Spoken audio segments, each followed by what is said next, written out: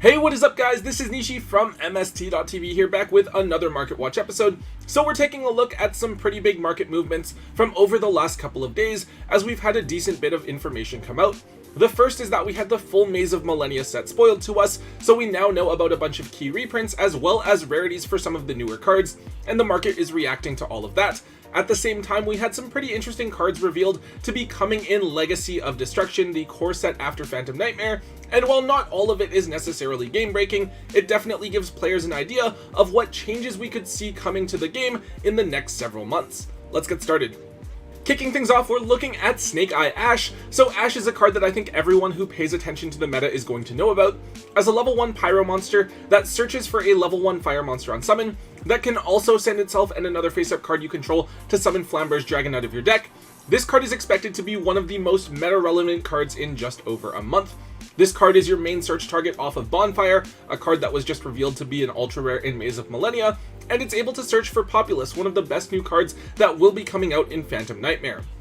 Based on how the OCG is looking right now, Snake Eye Fire King has the potential to be the clear best deck in the game here in the TCG, as it's a tier 0.5 deck over there, and Ash is a big part of why, as one of your main combo starters.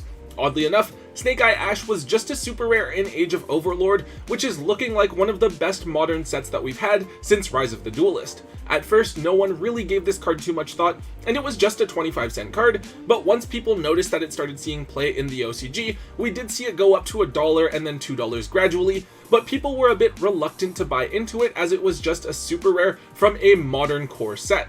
However, I'm filming this video on Tuesday night, and as of right now, the cheapest copy of Ash that you can buy on TCG Player is literally $10 each, with a ton of copies moving over the last 48 hours. I guess this shouldn't be too much of a surprise to everyone, given how good the deck is going to be, but at the same time, it's always unexpected to see super rares from newer core sets get expensive. The last ones that we saw to hit a price like this, I believe, were Magnamut and Druid's Worm in Darkwing Blast. Hopefully you have these already and just pick them up when they were only a couple of dollars each, but as they are from a new set and they're going to be a top tier meta relevant card, if you want to play anything with the Snake Eye engine in the near future, this is a card you're going to have to pay up for. Next, this is a really weird card. It's Serpentine Princess. So this is a really old card that came out back in Legacy of Destruction, which was the 6th core set to ever come out. I don't believe that this card has ever seen meta play at any point in Yu-Gi-Oh's history. It actually has one of the strangest conditions to activate its effect that I've ever seen. If this card is face up on the field and returned to the deck, you can special summon any level 3 or lower monster from your deck to your side of the field. Now, believe it or not, we haven't seen any Nightmare Unicorn shenanigans come up where you spin your own princess back to the deck to tutor out a monster. However, this card is actually trending because of the Rika archetype, a plant, reptile, and insect-based archetype coming out in Legacy of Destruction. A lot of the cards from that theme have effects that put your insects, plants, and reptiles back to the bottom of the deck in order to do certain things, so it's pretty easy to summon out Serpentine Princess, shuffle it back to trigger its effect, and you're good to combo from there.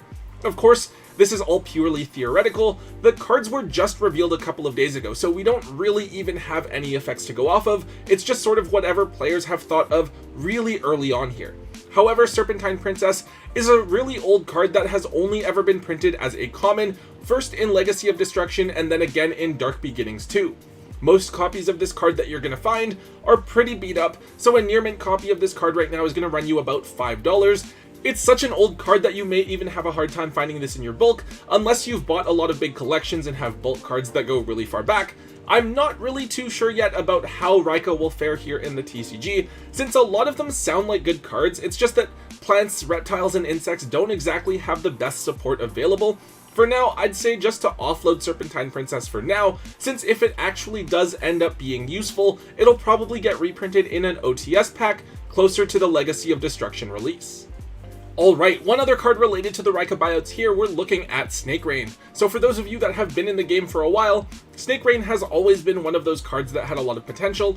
Its effect is really simple, where you discard a card from hand, but then get to send 4 reptiles from your deck to the graveyard directly. Of course, when we look at a card like Foolish Burial, it should be easy to see why a card that can get 4 monsters directly to the graveyard on its own could possibly be good, but then again, as we mentioned, reptiles don't exactly have the best support out there. The one time where we thought reptiles had some potential was with the Ogdoadic archetype, a theme that summons a ton of reptiles out of the graveyard every single turn. It seems like Ogdoadic might be an interesting theme to combine with Rika, since you can load up your graveyard really quickly and have fodder to use for the effects of your Rika cards, but Ogdoadic have also proven to be one of the least competitive archetypes that the game has ever produced. However, some players are really eager and hopeful to see Snake Rain finally do well, so we did see the collector's rare version of Snake Rain shoot up in price. It's historically been a $30 to $35 card, as something that's never really seen any competitive usage, but almost doubled in price and now sits just under $60 per copy. Unfortunately, this is the card's only holo printing. Both of its other printings are rares. You should still be able to find the Ancient Guardians rares in your bulk for like 25 cents each. I'm personally not too big on this card. This card is just asking to get hit by a D-Shifter or an Ash Blossom, and history tells us that the card is just overhyped and probably not going to do all that much. Overall, I can't say for sure because I don't have a crystal ball, but if I had to make an educated guess, I would definitely suggest offloading all of your copies of Snake Rain while they're at this inflated price, and just wait for them to come crashing back down before you buy them again. Up next, we have a card that I have pretty conflicting feelings about. It's Fusion Armament. So I want to preface this by saying I've always thought Fusion Armament had a lot of potential. This card lets you reveal a fusion monster from your extra deck, and then special summon a material whose name is listed on that card specifically from either your extra deck or graveyard, but that card can't attack and its effects are negated. So theoretically, this card can cheat a lot of things out of the extra deck, or it can be a useful extender to revive a body back from the graveyard, depending on the deck that you're playing. I believe that at some point people tried to use this card with Naturia Exterio to cheat out Naturia Beast, and another one was branded Chimera using this card to special summon out Chimera the Flying Mythical Beast to turn on the effects of your illusion monsters in the graveyard. Now it seems that this card is getting some attention, but that attention is actually because of the Flame Swordsman support. We're getting a ton of new Flame Swordsman cards in Maze of Millennia, and you can cheat out Flame Swordsman with a new Flame Swordsman fusion monster, so I guess you could try to do some cute combos from there that require Flame Swordsman to be on the field. However, obviously, this does seem kind of bad, and I don't think anyone is actually expecting the Flame Swordsman to be meta relevant. But I mean, to be fair, Fusion Armament literally has the Flame Swordsman on it, so if you're collecting all of the cards from the archetype, you may as well have this one too. Both versions of this card have actually spiked quite a bit. The Ultras have gone from being $2 or $3 to now being almost $8 a piece, while the Quarter Centuries were at $25 to $30. They've basically doubled up and are now just under $50 each. At $2 for the Ultras, I would have said that this is a buy for sure. However, given that the card has already spiked, I have to say that this card is a sell for me. But if it does dip back down to the $1 or $2 mark, that's when the card goes back to being a decent pickup. Alright, so looking at a reprint out of Maze of Millennia, we definitely need to talk about the random reprint of Rescue Ace Hydrant. Hydrant is one of the most important cards in the Rescue Ace deck, empowering your spells and traps with extra effects. I think a big point of the deck after resolving Turbulence is trying to summon out Hydrant and keep it on the field.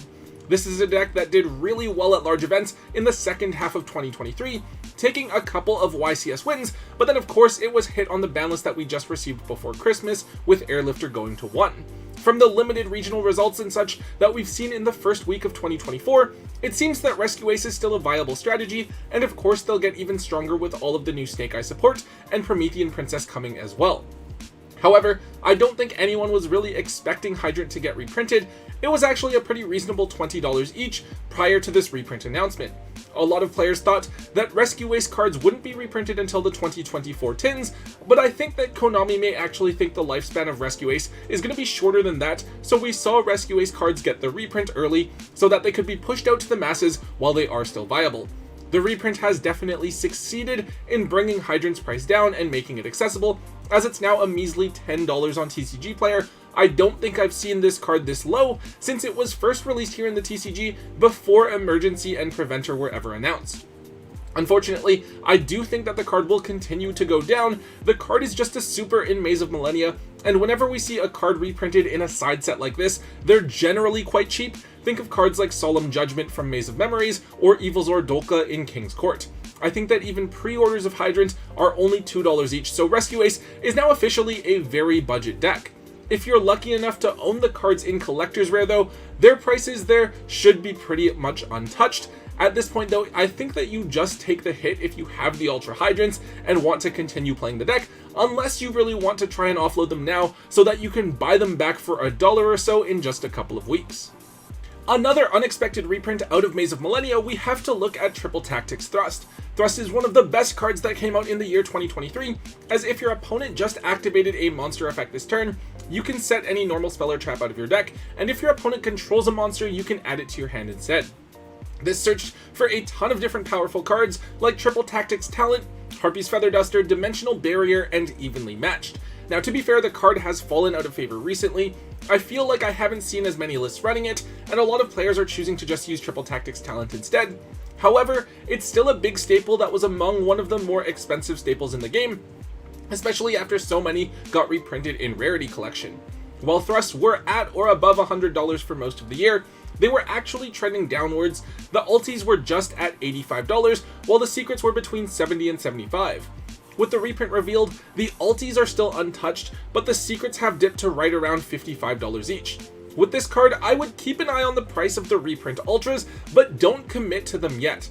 I'm seeing pre-sales coming in at around $45 to $50, but really, if the originals are $55, it doesn't make sense for the reprints to come in only $5 under that price.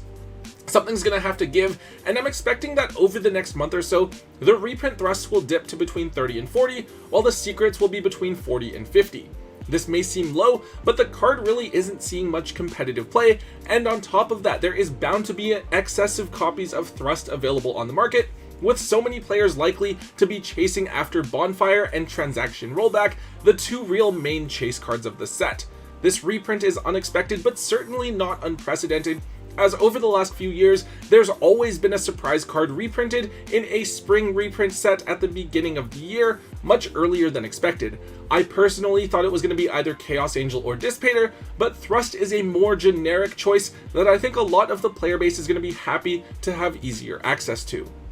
And finally, the last card we're going to talk about for today is Snake Eyes Flamber's Dragon. We're throwing this card at the end of the video here because really, it's not like the card has seen a huge price spike recently. However, I definitely think that the card is due for one.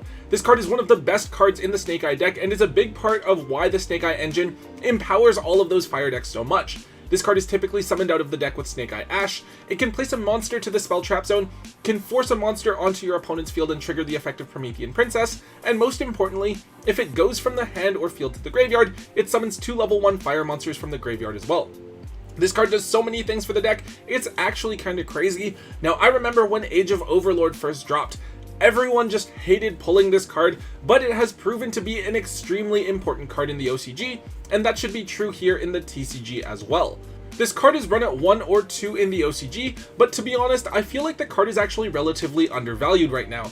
The quarter century printing is up at $90, having moved up from the $70 mark over the last couple of days. However, with the secret rares, they've been trending upwards over the last couple of months and have been sitting between $10 and $15 for the last while. Right now, the card sits at only $16 to $17 a copy. However, the price doesn't really make much sense to me. If Snake Eye Ash is going to be a $10 super rare, then I would think that Flamber's Dragon as a secret rare should be much higher, especially since a lot of players seem to be thinking we're going into a tier 0 format. Personally, I think that Flamber's Dragon is actually still a buy right now. I think if you can get them for $12 to $13, that's pretty solid since I think the card has a lot of room to continue going up in price. I honestly think that the card is going to be at least $30 by the time Phantom Nightmare comes out, so if you don't already own a couple copies of this card, I would definitely try to pick them up now. Alright guys, that is all we have for today. We're in the middle of all of the Legacy of Destruction reveals. Hopefully we get some cool new cards to see. It's weird being so far behind the OCG since we still don't even have Phantom Nightmare yet, but when we're following both the meta and the market, we always have to try to be forward looking wherever possible. Anyways guys, if you did enjoy today's Market Watch, please make sure you let me know by hitting that thumbs up button. Make sure that you guys leave a comment in the comment section down below and hit subscribe if you haven't already. And until next time guys, don't forget to hold on to your MST.TV.